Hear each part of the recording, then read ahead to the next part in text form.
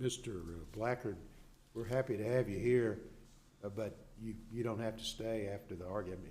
It's up to you. I mean, I didn't want you to think. I really like to listen to these things. Well, good. We're glad to have you. I thought you just might have thought you needed to be polite and not leave till everybody else left. Yes, sir. All right. Thank you. Go right ahead. Good morning again, Your Honors. Morning. William Gill again for the Appellate Division of the Public Defenders Conference. In this case, I represent the appellant, Daniel Otten. And once again, with the court's permission, I will reserve 4 minutes for rebuttal. 4 minutes. Certainly. Thank you, Your Honor. We have raised 3 issues in this appeal. During today's argument, I plan to focus on the due process violations. The other issues I may touch upon, time permitting, and of course I'm happy to answer any questions that you all have about any of the issues in this case. Because of these issues, we ask that the court reverse the judgment of the trial court and remand with an appropriate instruction to reinstate Mr. Otten's alternative sentence. In a community corrections revocation proceeding like this one, the trial court is obligated to ensure that the proceedings are carried out in accordance with the requirements of due process. Among other things, due process guarantees a defendant's right to confront the witnesses against him. As a result, when the state seeks to rely upon hearsay evidence as the basis for a violation or for revocation, 2 requirements are imposed by due process. First of all, the state must show good cause for the absence of the witness, and the trial court must make a, quote, specific finding of good cause that is sufficient to justify the denial of the defendant's right to confrontation under the Constitution. It is undisputed in this case that the trial court made no specific finding, indeed made no finding at all about good cause. That alone is sufficient for this court to find a violation of due process, and there are many past cases of this court in which you have done just that. Moreover, if we look at the record, apart from the trial court's failure to make a finding, the only information pertaining to the absence of the case officer in this case is that she was experiencing, quote, ongoing medical concerns. Aren't these due process requirements that you've covered relaxed in the context of a probation violation hearing? Well, the due process requirements that I'm describing are the relaxed version. In a trial setting, this would be the confrontation clause. Okay. And this would be very open and shut. The confrontation clause of the Sixth Amendment does not apply in a case like this. Instead, we get the due process version, which, as Your Honor indicates, is more flexible, but it is still a constitutional right, and it has requirements. But as long, I mean, you get to the exception, the hearsay exception, because of business records that are kept by the supervisor or the probation officer or the community corrections officer. I mean, how are you going to get past that? In a number of ways, Your Okay. Honor, and so I'll just go ahead and talk about that. First of all, the state has waived any argument about the business records exception in this case. The business records exception was never brought up at trial. No one invoked the business record exception. The trial court did not mention the business record exception. The first time the phrase business record exception appears in this case is in my friend's brief on appeal. And so the issue has been waived. Did the community corrections officer testify that he was the keeper of the records? He did, Your Honor. And did the defense counsel object to him testifying as the keeper of the records? Yes, Your Honor. Trial counsel did object. Not just a general hearsay objection? Hearsay objection, and objected to the inability to conduct a meaningful cross-examination. So the exact issues that we are raising on appeal were raised in the objection. Returning to the state's arguments in this case, unless there are further questions on that point, even if, well, first of all, I'll just finish talking about the business record exception. The business record exception, to state the obvious, is used to admit records into evidence. No records were admitted into evidence in this case. The state did not introduce any record or any document into evidence. If you look at the volume in the appellate record that contains the exhibits, you will find no document, no record admitted by the state.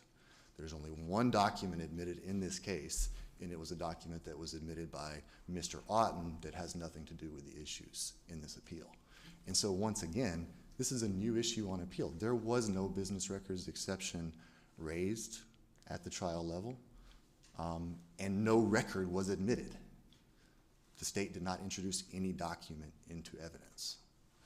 I mean, and you have case law that says only documents can be admitted by the keeper of the records.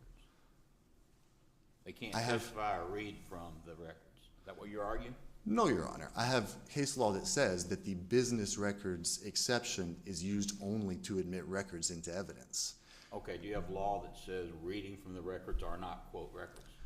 No, Your Honor. What I have, yes, the definition of record does not include the type of testimony that was given in this case. It requires a record to be introduced. There was no record introduced. No document from Mr. Otten's file was introduced in this case. Moreover, neither the trial court nor the state addressed the numerous foundational requirements that exist for the business records exception. There are several such requirements. The state has to show, for example, that the records were made at or near the time of the events that occurred, that the declarant had firsthand knowledge, and so forth. None of those were addressed, probably because the business records exception was not raised and no record was admitted into evidence. Now, to Judge Holloway's point, there is case law that says a different probation officer can testify. I'm sure you all have seen cases where that happens.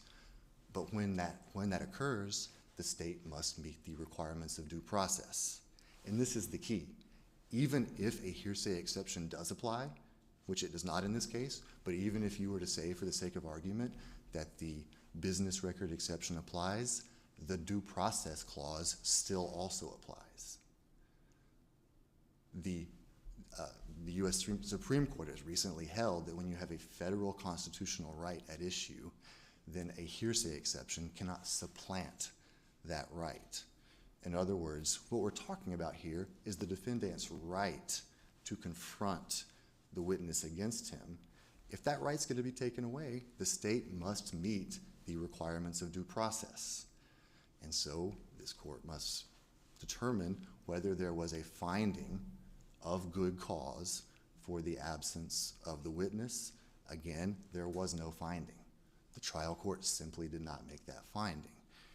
If this court looks at the record to make the finding that the trial court failed to make, you will see that the only information about the absence of the witness was that she had ongoing medical concerns. The case law makes it clear, however, that when an explanation for a witness's absence is vague or subject to multiple explanations or ambiguous, that is insufficient as a matter of law to establish good cause for the absence of the witness. And here we have just that, this three-word phrase, ongoing medical concerns. We have cited in the brief examples where that is used to refer to something like recurring headaches or chronic sleep issues. Of course, it could also be something more serious. We don't know because the state failed to establish what the ongoing medical concerns were, and the trial court made no relevant findings. Well, I may be getting this case mixed up with the next case, which is waived, Murray, which is a very similar fact situation as far as the Yes, Your Honor. I thought it was severe medical conditions. I believe I'm sure my friend will correct me, but I believe it's ongoing medical conditions was the only explanation that appears in the record here. So those three words, ongoing medical conditions. I believe the Murray case was before the same trial judge, so it's quite understandable. Same day, I believe. Yes, Your Honor. So I understand what you're talking about, but confining our analysis to the record in this case, we have those three words, ongoing medical concerns. If you look at the case law, that is plainly insufficient to show a basis for denying Mr. Otten his constitutional right to confront the witness against him. And that is only the good cause requirement. We must also look at the separate requirement that before admitting hearsay and relying upon it for revocation, the trial court must find that the hearsay is reliable. Here, once again, there is no finding of reliability. That lack of a finding of reliability, once again, is sufficient on its own to find a violation of due process. And if this court chooses to make the inquiry that the trial court failed to make, you will see that the hearsay here had all the hallmarks of being unreliable. The officer who testified as the keeper of the records indicated that he was testifying based upon some notes that were prepared by the case officer specifically for the hearing that day. In other words, they were not kept in the normal course of business. They were prepared specifically for that hearing. Moreover, he admitted that his file was incomplete. And Judge Holloy, that was one of the reasons that the trial counsel objected, because we have an incomplete file here. In fact, the documents that the state seeks to rely upon at this point, the affidavit of complaint and the violation warrant, were not even in the file. When the officer was asked about those, he had to look at the version supplied by Mr. Otten's trial counsel in order to refresh his recollection. So he did not even have the documents that the state now contends are sufficient on their own to justify the revocation. We have identified multiple other shortcomings and omissions in our briefing. In short, this was simply not reliable hearsay. And again, the trial court did not even make a finding of reliability, so that can end the analysis, and that frankly should end the analysis.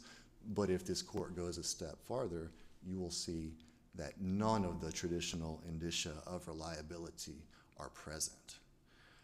More fundamentally, Your Honors, what the state is doing here is trying to use a hearsay exception to completely bypass the requirements of due process.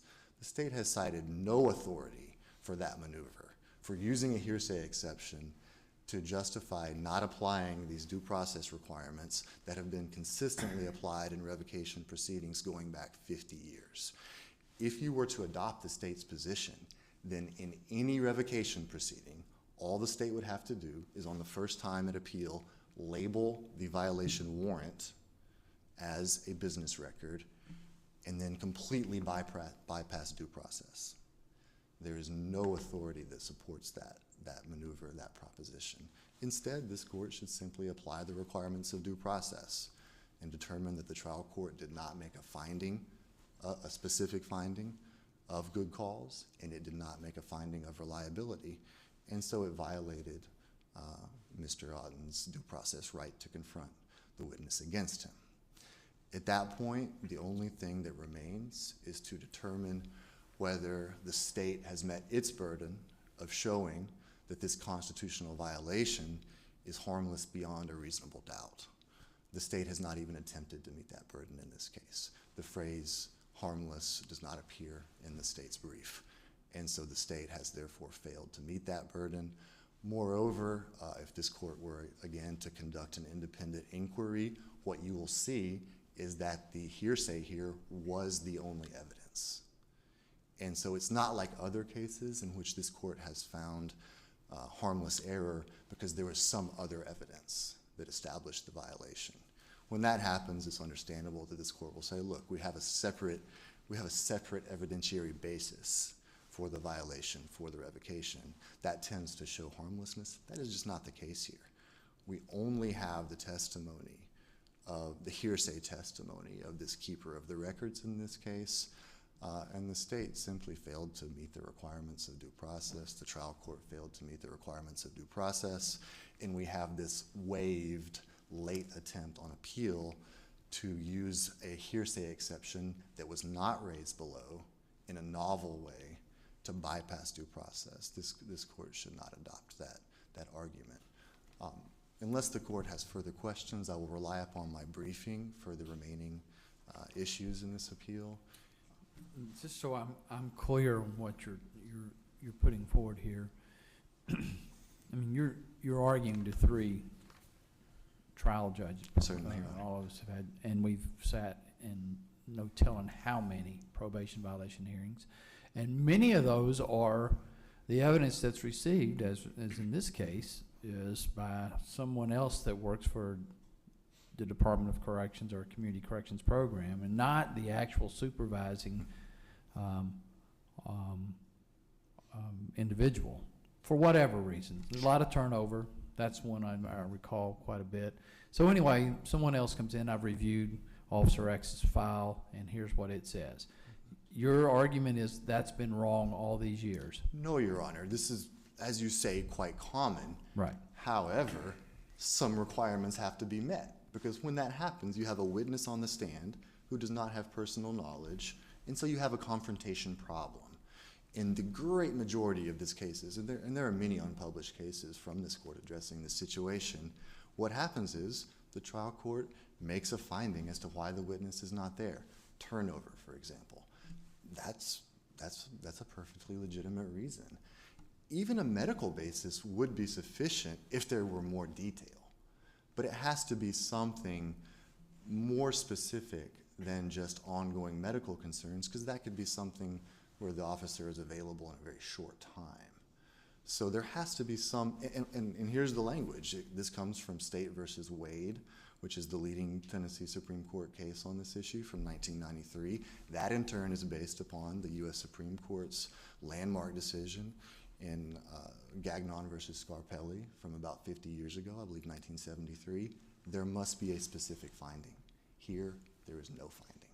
And so Your Honor is absolutely correct that this is quite common, but what is also common is that the due process requirements are met, and they simply were not in this case. And I don't mean to infer that just because something is common, that makes it right.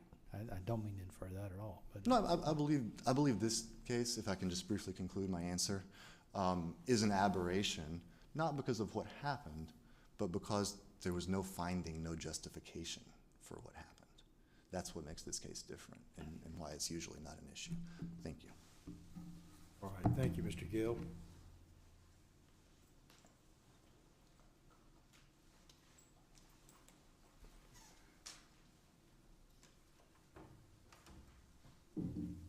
Good morning. May it please the court, Lacey Wilbur on behalf of the state.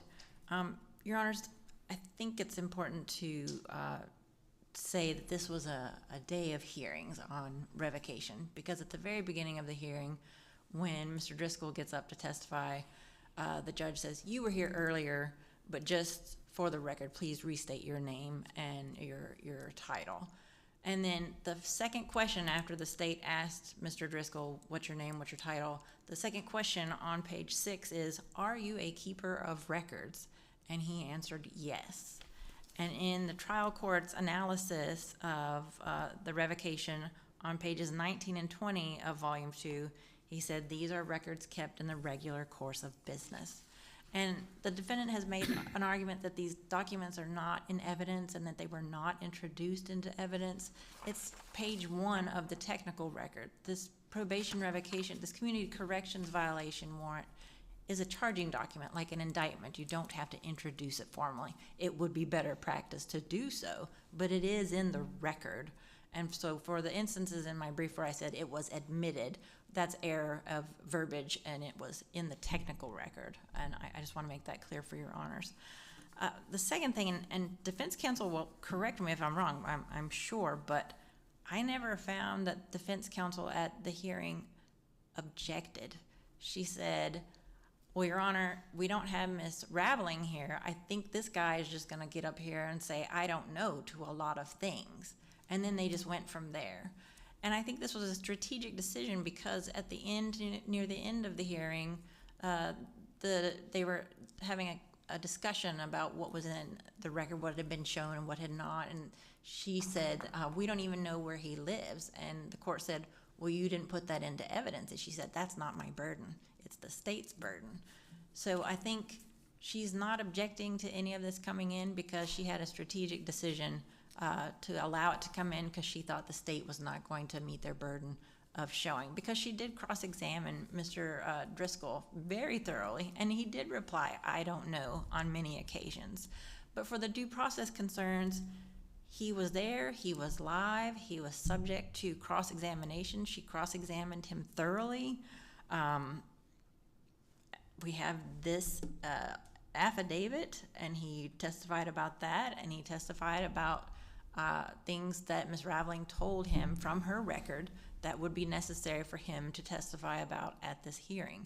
So due process was afforded the defendant in this case. I don't really have much more to say to this, and I'm happy to answer your Honor's questions. But What about the finding as to why the actual probation officer was not present? ongoing medical conditions, that is the 3-word statement. I think for HIPAA concerns, maybe they didn't want to talk about it, but I think that's more than enough. I don't think you need to say they're having an outbreak of shingles or something. I don't think you need to go that in depth. I think if the defendant wanted to, the defendant could have cross-examined and done a little deeper digging, but it's not the state's burden to talk about someone's medical condition in open court. I understand that, but where did the whole idea that she had an ongoing medical problem, where did that come from? The state asked Mr. Driscoll, the supervisor, why he was there Okay. instead of her, and he said ongoing medical Okay, I got conditions. the idea, the trial court just announced it. No, sir, Okay. it was Mr. Driscoll's testimony, Okay. ongoing medical conditions. If this court has no further questions for me, I'll rely on my brief for the remainder of the issues, and we ask that you affirm the I have judgment. a question. Yes, sir. I wanted to get into the absconding and Sure. It's interesting. Failing to report, I guess, the distinction. I think we've been pretty clear in our recent opinions that there is a distinction, and particularly when one becomes a technical violation and one is not a technical violation. But somewhere in your brief, you cite a case that says these technical violations do not apply to community corrections. Did I read that correctly? I don't think I wrote that there, but Okay. I will not. I'm looking at his brief. If I did, I know I said that community corrections is handled like a probation revocation. This court treats them the same and has the same standard of review. If I said something that technical violations do not apply to community corrections, I think that's incorrect. Well, this is on page 20 of your brief, citing the State versus Milton. While a court is limited in imposing consequences for technical probation violations, those limitations do not apply to violations of community corrections. That is a misstatement, Your Honor, and I'm sorry. No. I think what I was trying to say is that technical violations have to go one way, and you have to go through that subsections of the statute. But for non-technical, which is what we are under the absconsion, the trial court is free to make its findings and revoke fully. And I apologize to this court for that statement that is incorrect. Okay, I think I'm reading that correctly. Okay, thank you. You can read. I wrote it incorrectly. I apologize. Yes. Yes, it is absconsion because he did not report for more than 2 years. And he's a range 3 offender on this. He pled out of range, but the underlying conviction in here is a guilty plea on felony escape. If escape becomes a felony when you are charged with a felony. So this was not this defendant's first rodeo by any standard. But he knew he had to report. Wasn't there some question, though, that he really was a range 3 offender? The judgment actually does say he pled out of range, but the box is checked that he is a range 3 offender on the guilty plea, which is the underlying. And the sentence that the trial judge fashioned after this violation classified him as a range 3 offender and sentenced him within that range. Yes, Your Honor, because that's what he pled to. Yes, that's a valid sentence and a valid revocation and a valid. That kind of poses an interesting question, I guess. If you're pleading out of the range just to get community corrections, and you really aren't, but you do it just so you can get the benefit of community corrections and not go to prison, and then you wind up violating, your sentence is a range 3 offender, even though you may not be. Like I said, this was not his first rodeo. He knew he got a sweetheart deal with community corrections on this felony escape charge.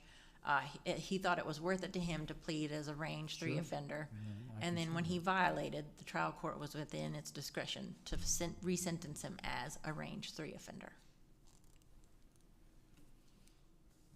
hope I've answered all your questions. If you have no further questions, we ask that you affirm the judgment of the trial court. Thank you.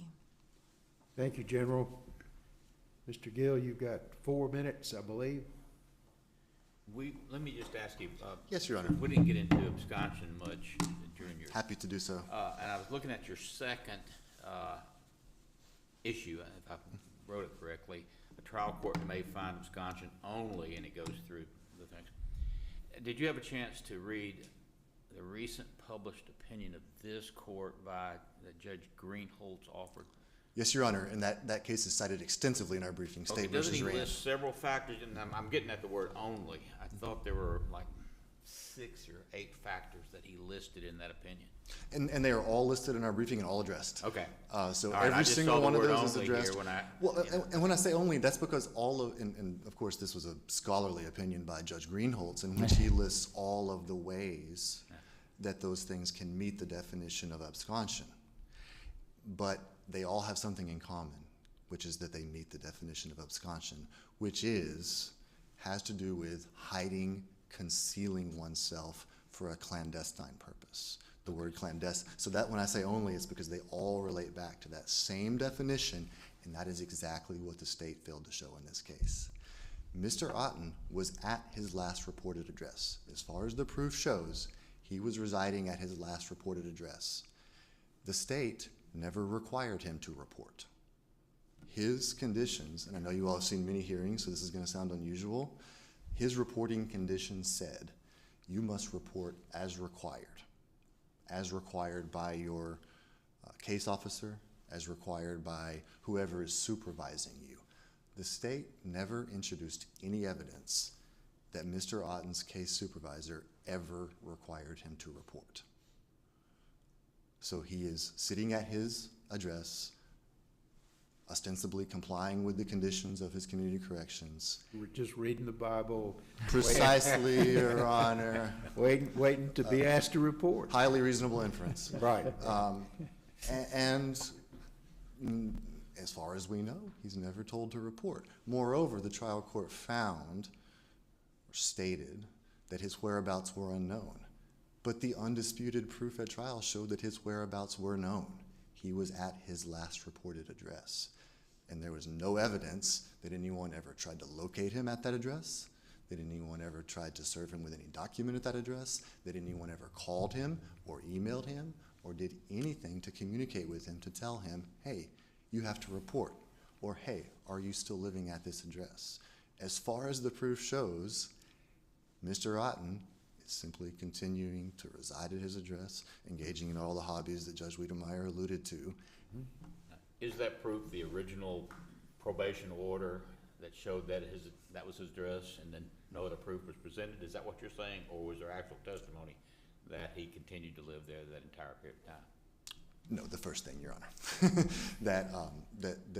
And in the state, I will address a couple of things, but that is the state's burden to show. If they have alleged, and by the way, a warrant in this case is a charging document, it is not proof.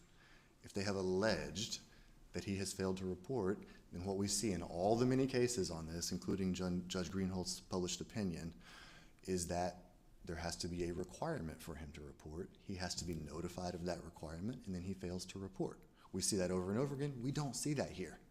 We don't have any proof that he was ever required to report. And so our position is that there was not even any proof that he failed to report. There was no violation established in this case. I would like to address Judge Easter's concern about the Milton case.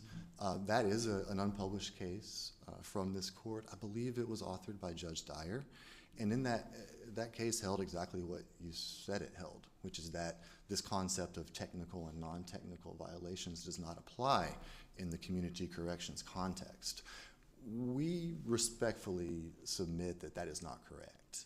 That when you look at the community corrections statute, if a judge is revoking community corrections pursuant to the provision that says you conduct it pursuant to the probation statute, then you just follow the whole probation statute.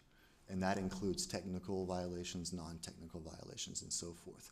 This court would only reach that, however, if you find that Mr. Otten failed to report which is a technical violation, but that the proof is insufficient to show absconsion. That distinction only makes a difference if you establish the technical violation but do not establish the non-technical violation. You shouldn't reach that issue because the correct way to decide this case is to hold, number one, that there were due process violations, as I discussed, number two, that there was no violation established, and number three, that the trial court's findings about revocation were an abuse of discretion. My time is up, so I'll just briefly conclude by saying that we request that this court reverse the judgment of the trial court and remand for appropriate further proceedings. Thank you all. Mr. Gill, just let me say that you have done an excellent job today, as usual, and you and your office, I don't know how long that office has been there now, but you folks do excellent work at the appellate level for the public defender type, the clients that you have, and we greatly appreciate that. We Thank really you, Your do. Honor. It's an honor to appear before this court and to serve our clients. How long Thank have you. you been with the Public Defender's Office? I've been with the Public Defender's Office about a year. Before that, I was in legal education with Lincoln Memorial University. Oh. So I had a little bit of overlap when I was transitioning and joining this office. And as far as midlife crises go, it's been a very good one. Well, I join with what Judge Wiedemeyer said, and both the state and your office are serving the citizens of Tennessee well. Thank you, Your Honor. Ms. Butler is in your office also. Yes, I believe she had another appointment at Belmont Law School. And so certainly pass along your words to her. Well, keep up the good work. We do appreciate it. I Thank agree you, with Your Honor. both of my colleagues. Thank you. Both parts. Thank you. Thank you. All right, I think I've given enough compliments to you, you generals, for the day, for yesterday and today.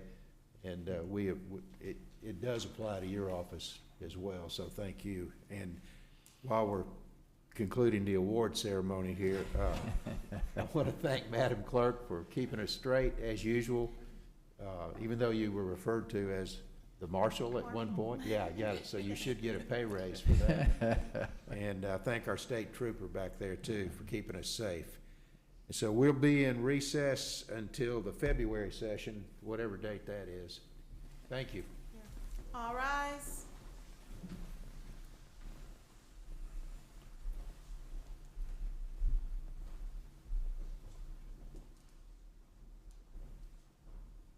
This court stands adjourned.